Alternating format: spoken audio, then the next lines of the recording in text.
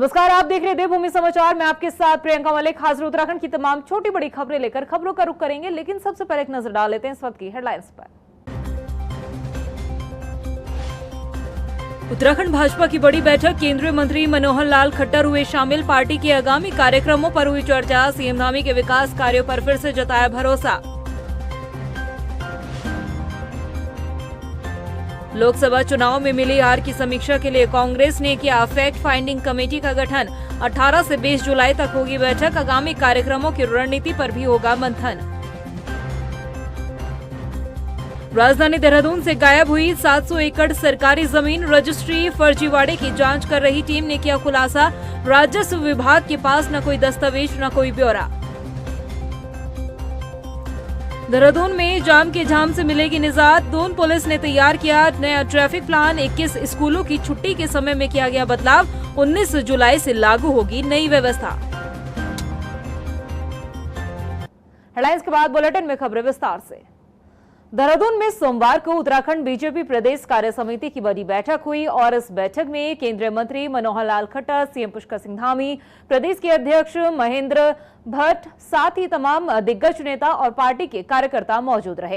इस बैठक में जहां एक और सीएम पुष्कर सिंह धामी के जरिए लिए गए बड़े फैसलों को पार्टी ने सराहा, तो वहीं उपचुनाव में मिली हार के बावजूद पार्टी ने सीएम पुष्कर सिंह धामी के चेहरे पर ही एक बार फिर से भरोसा जताया। हालांकि इस बैठक में दिलचस्प बात यह रही कि हाल ही में बीजेपी ज्वाइन करने वाले राजेंद्र भंडारी शामिल नहीं हुए। वहीं भाजपा की कार्य समिति की बैठक को लेकर कांग्रेस ने निशाना साधा। प्रदेश अध्यक्ष करण महारा ने तंज कसते हुए कहा है कि ऐसी बैठकों से कुछ होने वाला नहीं है।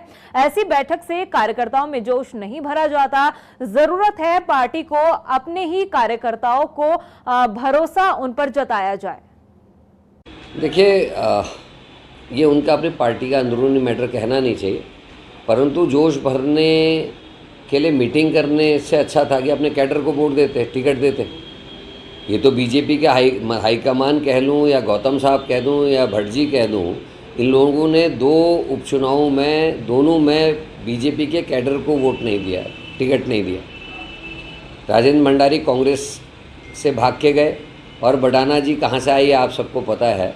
उत्तराखंड में लोकसभा चुनाव और 2 विधानसभा सीटों पर हुए उपचुनाव के बाद राजनीतिक पार्टियों में मंथन का दौर शुरू हो चुका है। कांग्रेस भी लोकसभा चुनाव में मिली हार के बाद कार्यकर्ता और पदाधिकारियों के साथ हार के कारणों के लिए अब चर्चा करने जा रही है। यह रिपोर्ट देखिए। उत्तराखंड में 2014 से कांग्रेस लगातार लोकसभा की 5 सीटों पर हार का सामना करती आ रही है। 2024 के लोकसभा चुनाव में भी कांग्रेस के हाथों एक भी लोकसभा सीट नहीं लगी, जिसके बाद अब कांग्रेस हार के कारणों को लेकर मंथन करने जा रही है। कांग्रेस आलाकमान द्वारा उत्तराखंड में हार के कारणों पर चर्चा के लिए एक फैक्ट फाइंडिंग कमेटी का गठन किया गया है। इस फैक्ट फाइंडिंग कमेटी के सदस्य वरिष्ठ कांग्रेस नेता और पूर्व सांसद पीएल पुनिया और सांसद रंजनी पाटिल उत्तराखंड की राजधानी देहरादून पहुंच रहे हैं। 18 से 20 जुलाई तक इस कमेटी के सदस्य लोकसभावार प्रदेश अध्यक्ष, लोकसभा प्रत्याशी, विधायक, पूर्व मंत्री और विभिन्न कमेटी के पदाधिकारियों के साथ बैठक करेंगे और हार के कारणों पर चर्चा के बाद ये कमेटी अपनी रिपोर्ट पार्टी के आला कमान को सौंपेगी। देखिए, केएल पुनिया जी और मिसेस पटेल यहाँ आ रही हैं और दोनों वरिष्ठ कांग्रेस के नेता हैं। एक तो सांसद हैं, पुनिया साहब भी रहे हैं बड़े पदों में। लोकसभा के चुनाव में जो हार हुई है उसकी समीक्षा वो करेंगे 5 लोकसभा के प्रत्याशियों से, वहाँ के वरिष्ठ जो हमारे कांग्रेस के जन हैं उनसे, एमएलए कैंडिडेट्स जो रहे हैं 22 में उनसे, जिला अध्यक्षों से, ब्लॉक अध्यक्षों से, उनसे वो सबसे मुलाकात करेंगे, पीसीसी मेंबर या आईसीसी मेंबर्स से, और नब्ज टटोलेंगे और आगे क्या हमको इन चीज़ों में सुधार करना है उस विषय को लेकर बातचीत होगी। हाल ही में हुए 2 विधानसभा सीटों पर उपचुनाव के बाद उत्तराखंड में निकाय और पंचायत चुनाव होने जा रहे हैं, इसलिए ये बैठक हार के साथ अगली रणनीति के लिए महत्वपूर्ण मानी जा रही है। लेकिन बीजेपी ने कांग्रेस की इस फैक्ट फाइंडिंग कमेटी की बैठक पर सवाल खड़े किए। बीजेपी का ये कहना है कि इस बैठक से कुछ भी हासिल कांग्रेस को नहीं होगा। उत्तराखंड की जनता पहले भी बीजेपी के साथ थी और आगे भी बीजेपी के साथ ही रहेगी।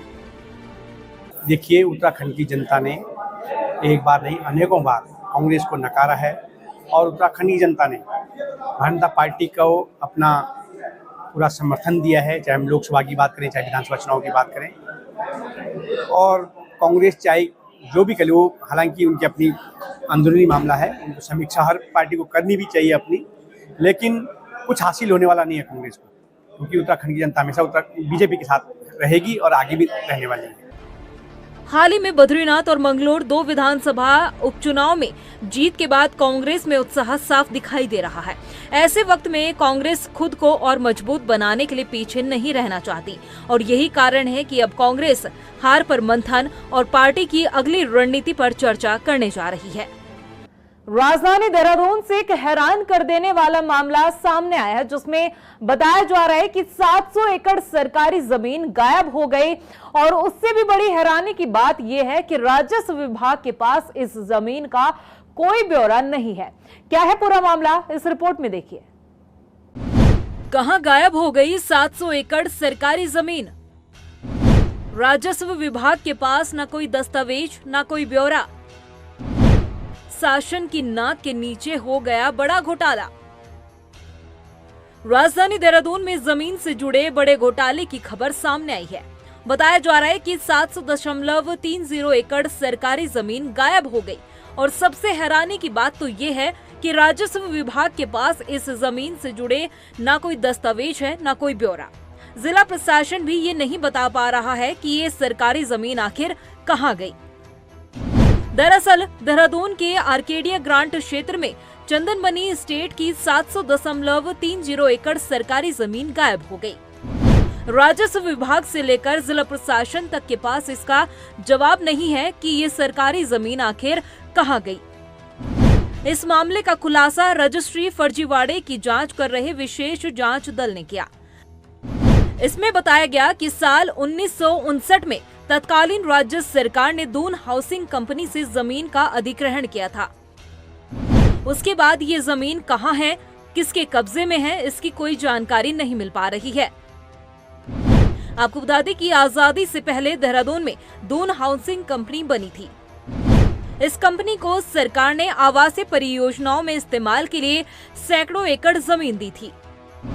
इसमें सरकार की ओर से शर्त रखी गई थी कि अगर आवासीय परियोजनाओं में इस जमीन का इस्तेमाल नहीं किया जाता है तो सरकार इसे वापस लेगी।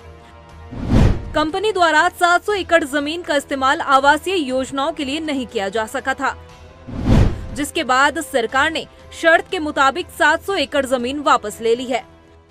लेकिन सीएम पुष्कर सिंह धामी के निर्देश पर रजिस्ट्री फर्जीवाड़े की जांच कर रही एसआईटी की रिपोर्ट ये बताती है कि प्रदेश में निहित होने के बाद चंदनबनी एस्टेट की 700 एकड़ जमीन पर अधिकारियों ने कब्जा लिया या नहीं, ये अभी तक डीएम कार्यालय या तहसील सदर कार्यालय की ओर से स्पष्ट नहीं किया गया है।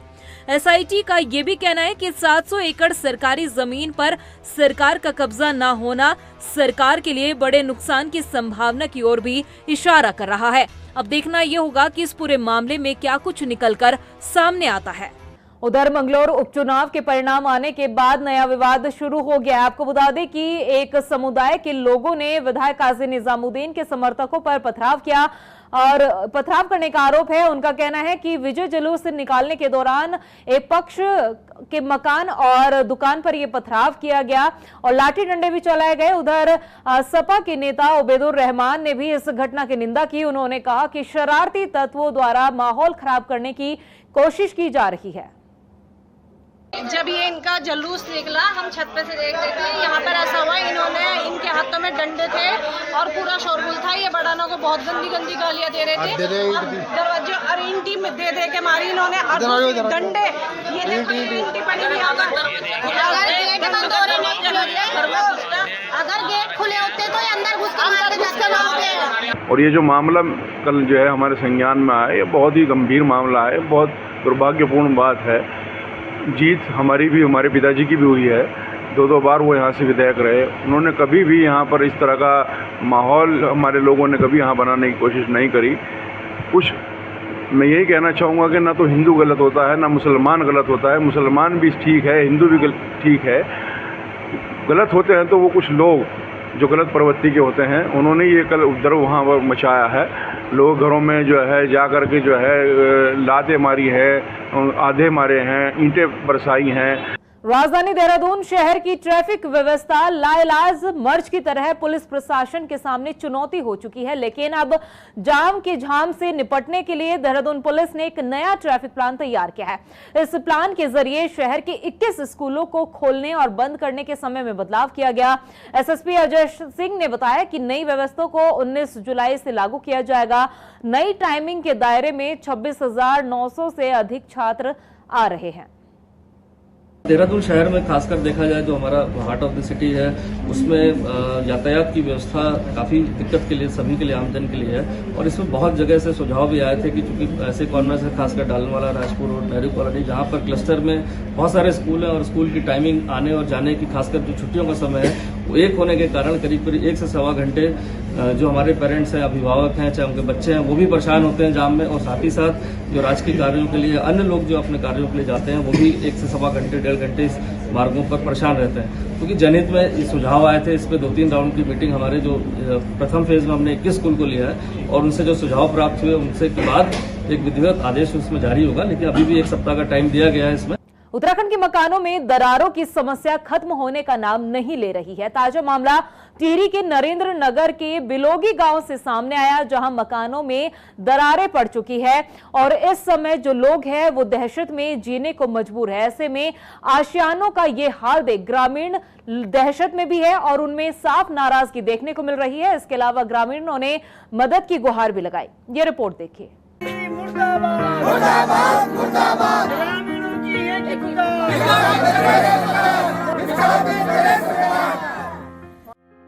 ये तस्वीर है नरेंद्र नगर के बिलोगी गांव की और ये आवाज उन लोगों की जिनके आशियाने और खेत खलियान गहरी दरारों से पटे हुए हैं, जो इन दिनों दहशत में जी रहे हैं और डर है सर से छत के उजड़ जाने का। बता दें कि ग्रामीण घरों की दशा का जिम्मेदार ऋषिकेश कर्णप्रयाग रेलवे परियोजना को ठहरा रहे हैं। लोगों का कहना है कि रेलवे लाइन को बिछाने के लिए बनाई जा रही टनल में हो रही हैवी ब्लास्टिंग से उनके मकानों को नुकसान पहुंच रहा है।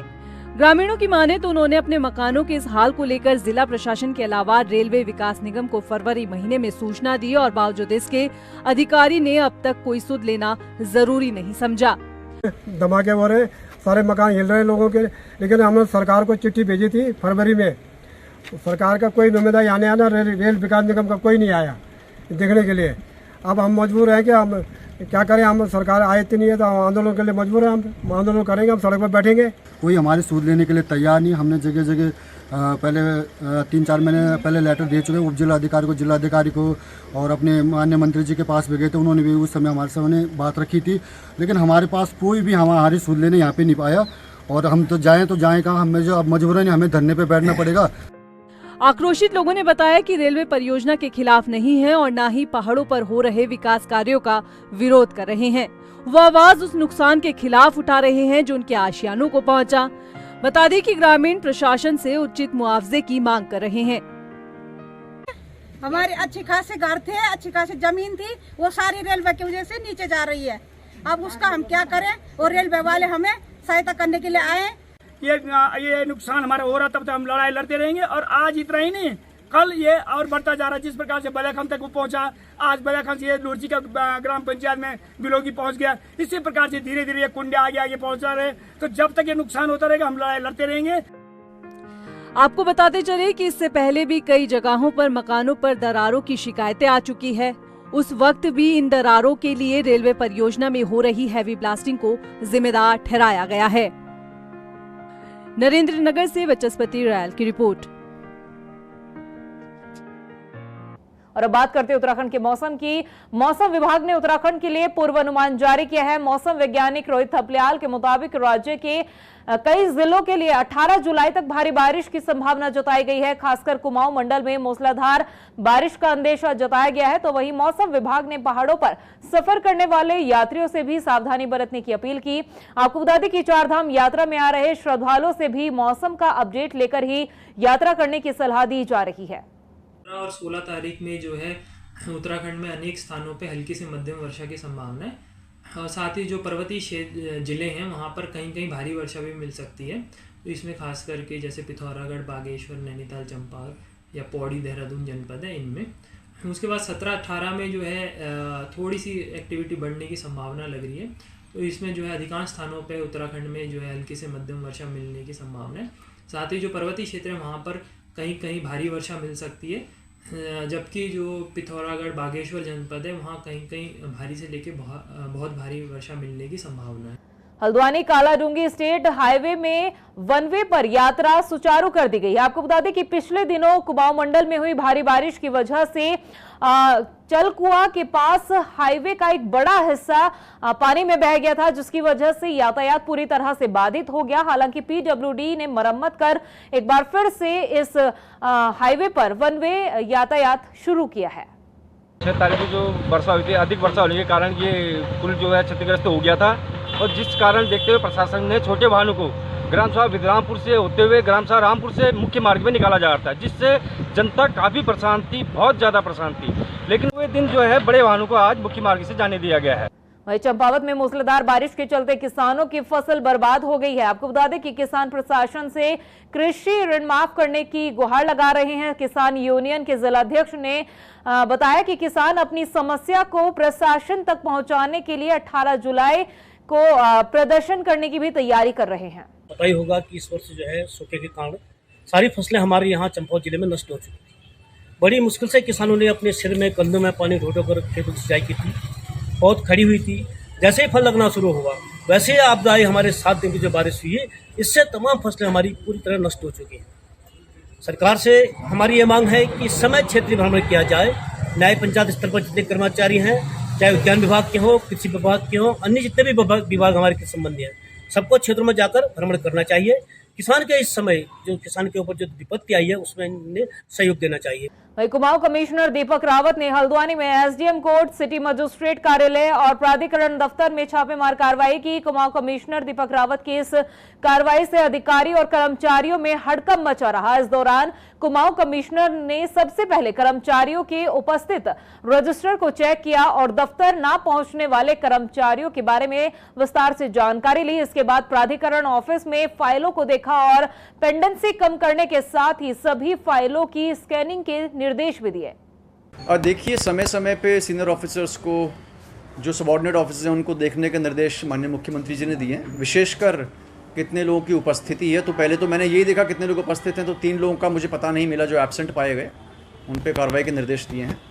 दूसरा, माननीय मुख्यमंत्री जी ने कहा है कि पब्लिक से रिलेटेड जो काम है, जैसे नक्शे तो आप जानते हैं लोग आवेदन करते हैं या चालान भी होता है तो उसका डिस्पोजल होना चाहिए, वो मैं देखने यहाँ पे आया था। तो एक तो यहाँ पे ये जो दिक्कत मुझे लगी कि जो फाइल्स हैं इसमें, क्योंकि यहाँ पे 2 अधिकारी हैं, उनके कोर्स चल रहे हैं, तो उनका जो लेखा जोखा है एक साथ दिया जा रहा है। तो पहले निर्देश तो मेरे ये हैं कि इनको अलग अलग करें। सेकेंडली, जो व्यावसायिक मामले हैं और जो आपके गैर व्यावसायिक मामले हैं, डोमेस्टिक हैं, इनका विवरण भी अलग अलग होना चाहिए। उधर राजधानी देहरादून के राजपुर क्षेत्र में रेडियो एक्टिव डिवाइस के क्लोन को तैयार करने के अपराध में एक और आरोपी को गिरफ्तार किया गया है।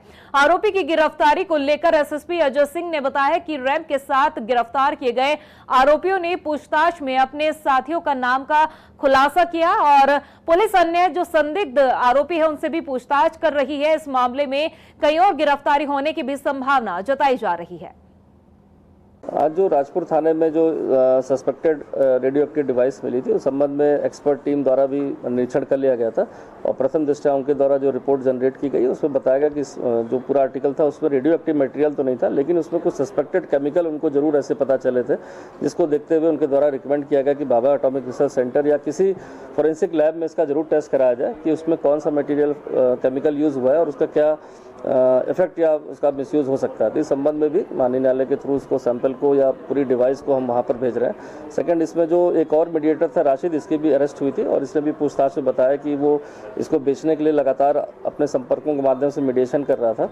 इसके साथ ही देहरादून के नवादा में वीर विशाल थापा मार्ग पर धर्मांतरण करने के आरोप में विवाद पर पुलिस ने एक्शन लिया है। इस मामले की जानकारी देते हुए एसएसपी अजय सिंह ने बताया कि सूचना के बाद पुलिस मौके पर पहुंच गई थी और लोगों को शांत करवाया। उन्होंने बताया कि पीड़ित पक्ष की तहरीर पर घर में घुसकर मारपीट करने के आरोप में 5 नामजद और 30 अज्ञात के खिलाफ मुकदमा दर्ज किया गया है। स्क्रीन पर आप घटना की तस्वीर साफ तौर पर देख सकते हैं किस तरह से ये पूरा विवाद हुआ।